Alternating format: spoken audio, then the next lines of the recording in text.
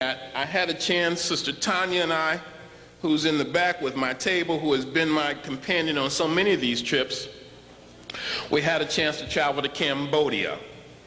Now, last year I lectured in Thailand twice, and I was told that from Bangkok, Thailand, I could go to Cambodia or Vietnam for very little money. So I couldn't wait to come back because I knew that Cambodia in ancient times had been inhabited by a group of brothers and sisters called the Khmers, a name which sounds a lot like Kemet. And I had only known two black folk, two Africans who had been there, and I couldn't wait to go. This is the largest temple in Cambodia. And what you see around here is a moat that's supposed to represent the oceans of the world. And then this outer wall is supposed to represent the mountains of the world. And then this inner sanctuary is called Mount Meru, is supposed to represent the home where the gods dwelled. Now let me show you a little bit about that next.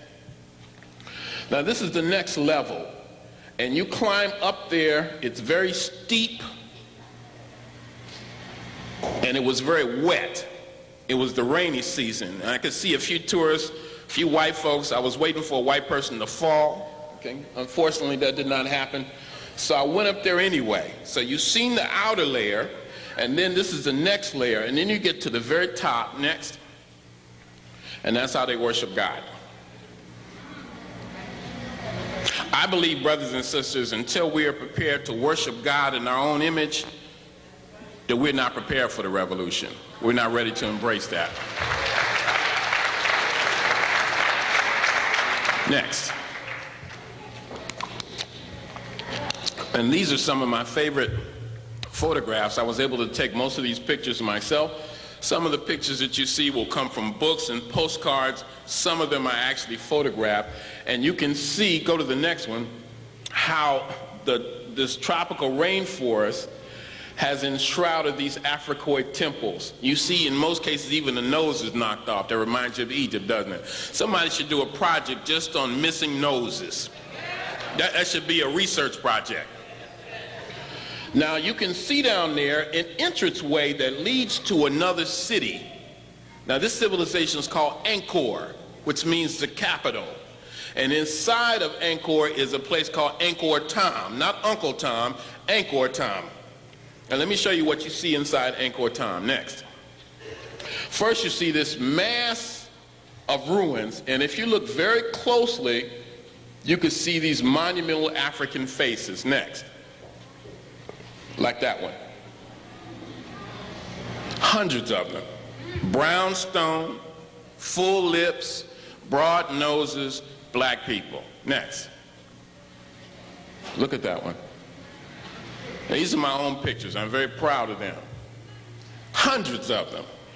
But you don't see them in a book unless we write the books.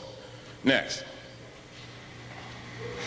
This is in the capital. This is in the largest Buddhist temple in the capital of Cambodia. Look at the hair, bronze skin. Next.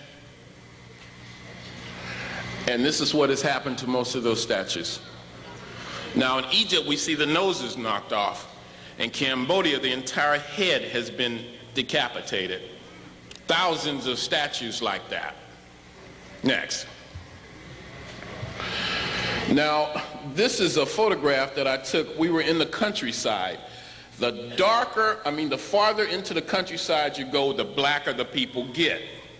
I asked our tour guide, I said, do you have anybody that looks like me? He said, what do you mean? I mean black like me, with hair like mine. He says, we have people much blacker than you, with hair much frizzier than yours. I said, where are they? That's where I want to go.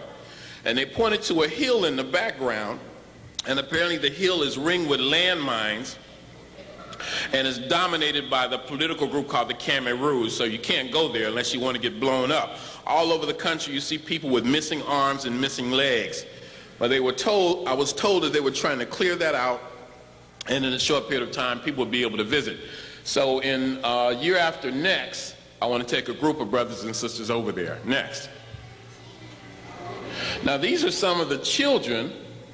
This is a typical person in this part of Cambodia today. Now, I don't know if you want to argue if these people are Africoid, but that brown skin is unmistakable. And the children were absolutely adorable. Most of them are orphans. Their parents have been killed by the Khmer Rouge. Everybody hates the Khmer Rouge, or at least says they do.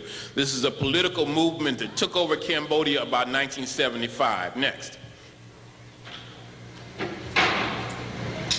That sister could fit very comfortably in UAM. They would have no problem letting her in the door. Next. And after that, I had a chance to visit Thailand. And all of these Africoid images abound. Next.